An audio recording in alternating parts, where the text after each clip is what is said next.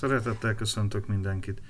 Ebben a videóban a könyvrestaurálás egyik legérdekesebb munkafolyamatát szeretném bemutatni, a papíröntést.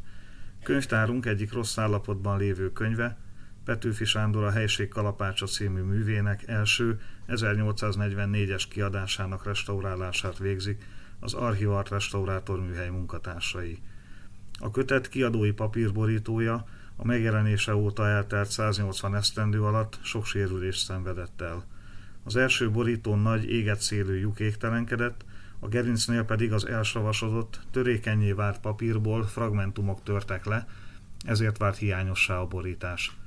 A kötet szétbontása és a papír tisztítása és savtalanítása után következik a hiányok pótlása papíröntéssel. A sérült borítót nyomtatott oldalával lefelé egy hordozó szitaanyagra rögzítik, majd a papíröntő medencébe helyezik. A videón látható, hogy egy rögzítő rácsot helyeznek rá, és vizet engednek a medencébe. Ezután egyenletesen elosztva ráöntik a kész papírpépet. A pépet természetesen mind anyagában, mind színében az eredeti papírhoz illeszkedve állítják össze.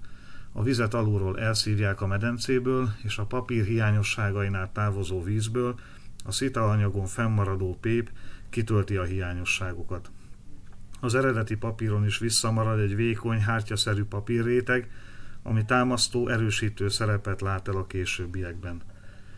A rögzítés eltávolítása után a még nedves, sérülékeny, kiöntött ívet a hordozóanyaggal együtt kiemelik az öntőmedencéből, majd permetezéssel felületkezelő, ragasztóanyagot, enyvet visznek fel mindkét oldalára.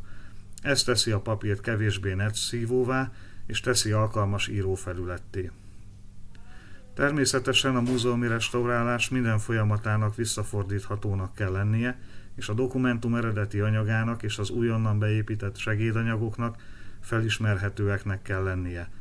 Ezeknek az elveknek is megfelel a papíröntés. A kész papírt ezután préselik, szárítják, majd visszahelyezik a kötetre.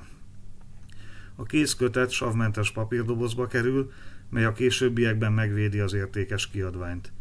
A különleges értékű kötetet a Piarista Központi Könyvtár muzeális dokumentumraktárában őrizzük, szigorúan ellenőrzött és szabályozott hő- és páratartalom értékek mellett.